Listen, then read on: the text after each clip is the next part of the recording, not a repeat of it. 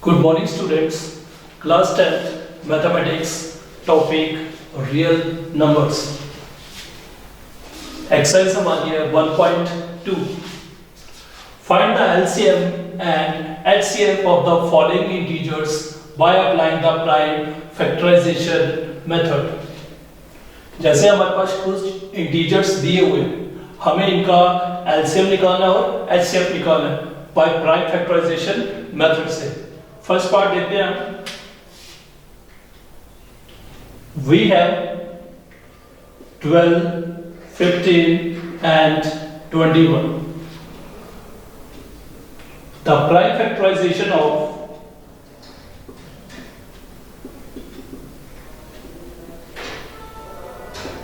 12, 15 and 21 और इनके prime factors निकालें. 12 is equals to 2 से 2 3 the 6, 2 into 2 into 3 या फिर 2 की पावर 2 into 3. वैसे 15 3 into 5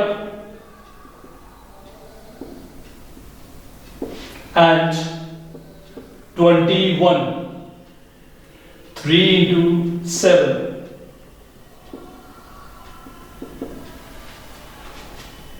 LCM निकालना है. Therefore LCM 12, 15 and 21 is equals to, पहले भी आपको बताया LCM किसके बराबर होता है? Product of highest power of all the factors. मतलब हमें सारे फैक्टर्स लेने हैं और जो कॉमन फैक्टर होंगे उसमें हाईएस्ट पावर वाला लेना है. 2 की पावर 2, 3 यहाँ पे भी है, यहाँ पे भी है, यहाँ पे भी है, तो 3 एक ही बार लेना है और 5 और 7. सॉरी 2 की पावर 2 यह आ जाएगा 4 into 3 into 5 into 7. इन सभी को आप मल्टीप्लाई कर लोगे तो आ जाएगा हमारे पास 420. वैसे ही HCF निकालना है and HCF highest common factor 12, 15 and 21 का. ये होता किसके बराबर है? Product of least power of common factor.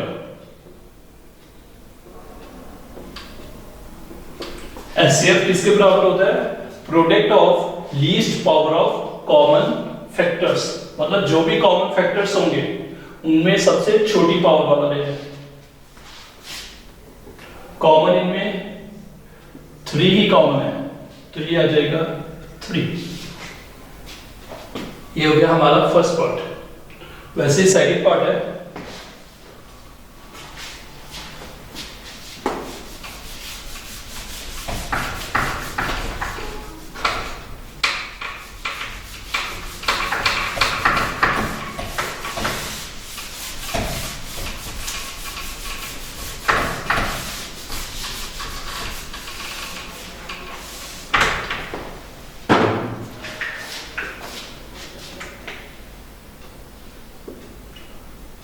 We have 17, 23 and 29.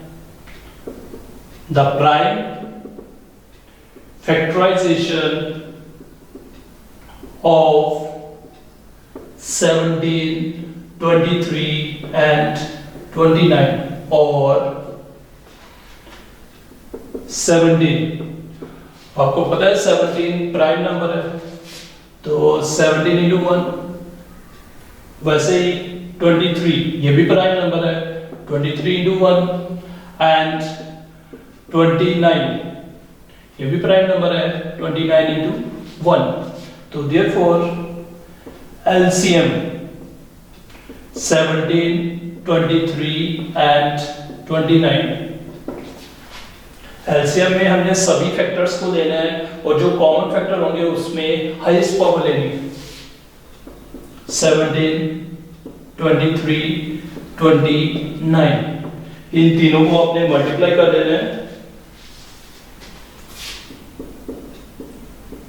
तो ये आ जाएगा आपका LCM.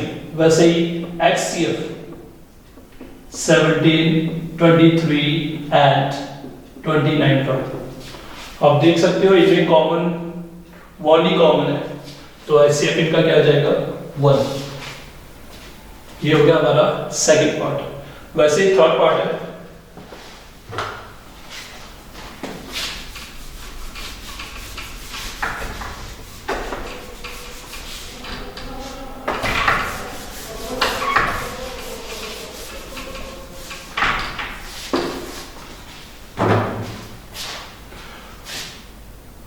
we have 8, 9 and 25. The prime factorization of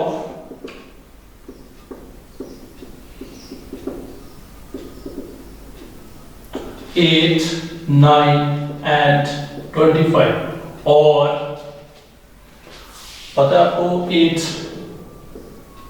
2 4 the 8 2 to the 4 मतलब 8 is equals to 2 into 2 into 2 या फिर 2 की पावर 3।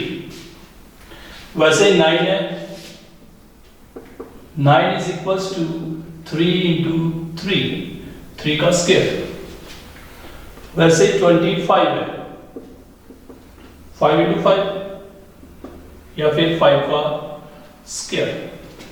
तो therefore LCM 8, 9 and 25 इन तीनों का LCM। LCM में हम क्या लेते हैं, product of highest power of all the factors. 2 की पावर 3 into 3 की पावर 2 into 5 की पावर 2 8, 9, 25 इनको आप तीनों को मल्टीप्लाई कर लो तो आ जाएगा 1800। वैसे ही एचसीएफ निकालना है,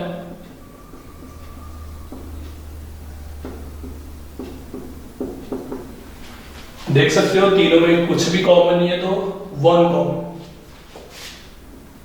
तो ये आ गया हमारा एचसीएफ।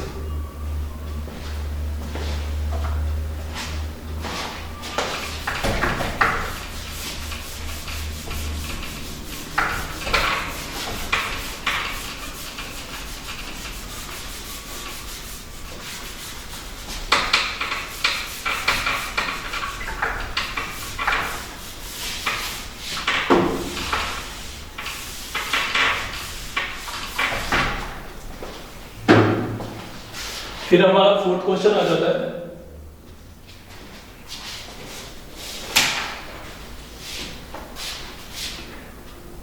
हमें गिवन दिया हुआ है एचसीएफ, दो नंबर्स का एचसीएफ दिया हुआ है 306 और 657। इन दोनों का एचसीएफ दिया हुआ है 9। We have to find LCM 306 और 657।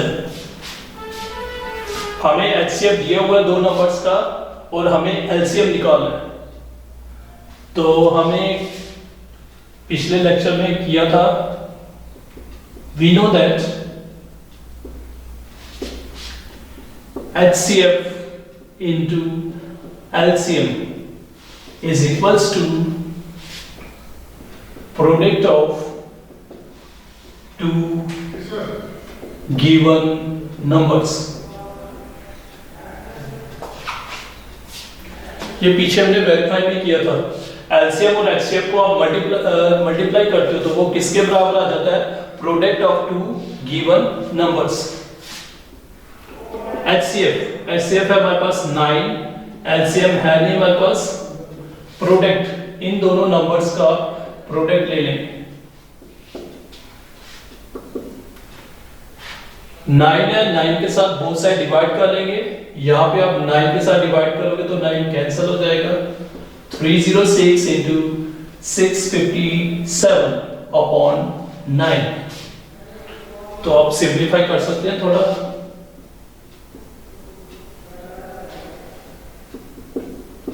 LCM, फिर इसको आप मल्टीप्लाई कर दोगे तो आ जाएगा 22,338। तो therefore LCM 306 और 657 is equals to this। वैसे आप प्राइम फैक्टराइजेशन से भी निकाल सकते हो, तो एक मेथड ये भी है। हमारे पास HCF गिवन था, हमें LCM फाइंड करना था, तो हमें पता है HCF into LCM equals to product of two given numbers. तो 9 into LCM तो ये आ गया इसके बराबर, तो LCM ये आ गया, तो यही हमें फाइंड करना था। फिर आ जाएंगे हम नेक्स्ट क्वेश्चन पे। Question number 5।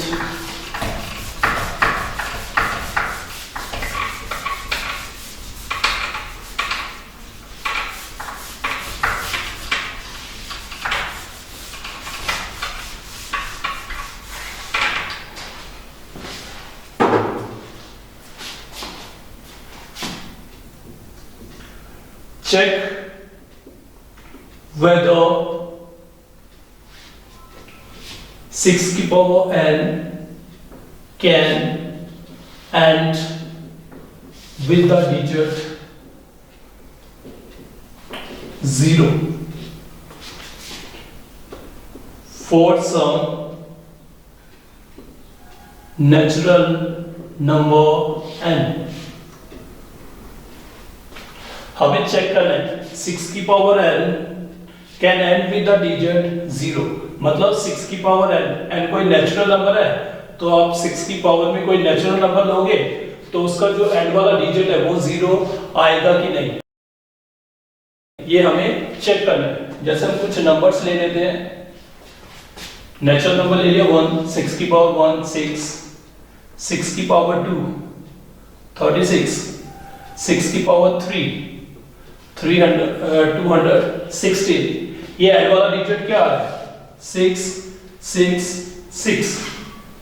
ये हमें चेक करना है कि कभी 0 आएगा कि नहीं। हम ये मान के चलते हैं कि इसके एंड वाला डिजिट क्या आ रहा है 0। लेट अस सपोज दैट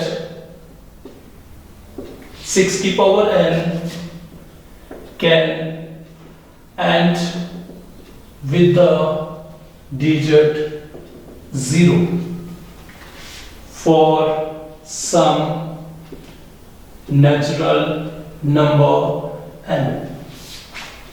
हम ये मान के चलते हैं कि 6 की पावर n जो उसका एंड वाला डिजिट है वो क्या है 0 और n क्या है कोई नेचुरल नंबर।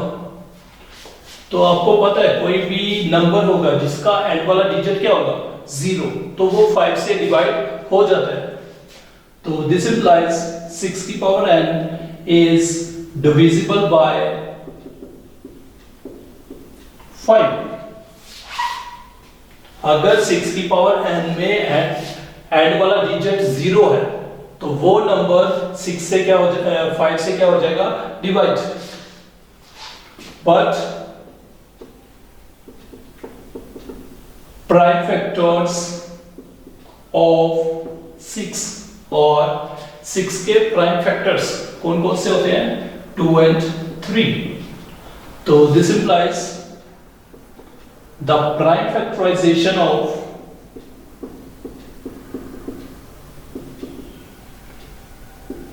6 की पावर n is 2 into 3 की पावर n। 6 आ गया ना, 2 into 3 power n। It is clear that there is no place of 5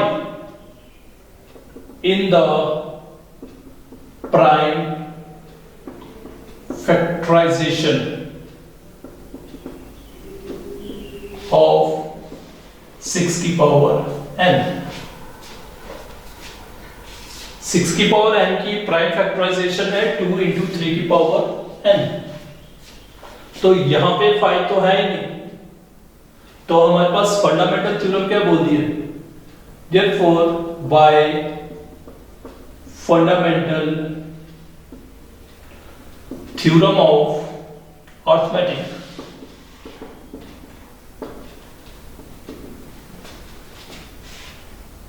every composite number can be expressed as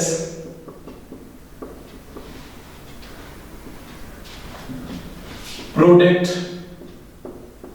of its primes, and this factorization is unique apart from the order in which prime factors occur।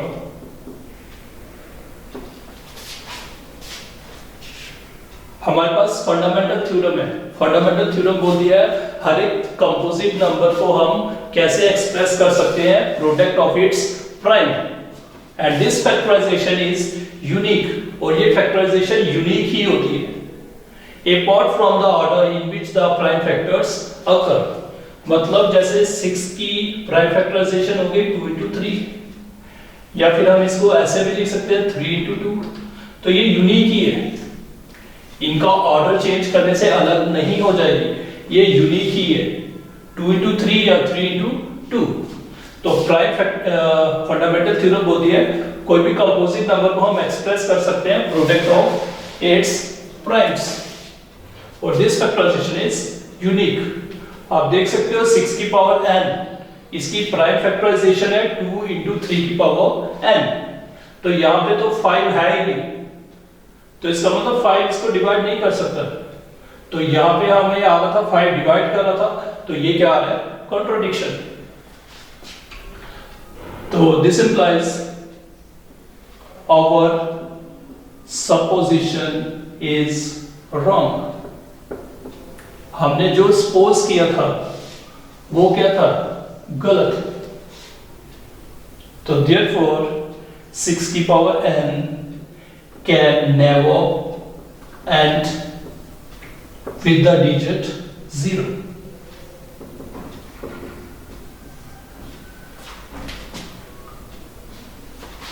ये जो 6 की power n है ये कभी भी इसके and में 0 नहीं आ सकता, मतलब जो भी नंबर होगा 6 की पावर n उसके एंड वाला डिजिट जो है 0 कभी नहीं आएगा। एक बार दोबारा देखते हैं, हमें दिखाना था कि 6 की पावर n चेक करना था कि can end with the digit 0 for some natural number n।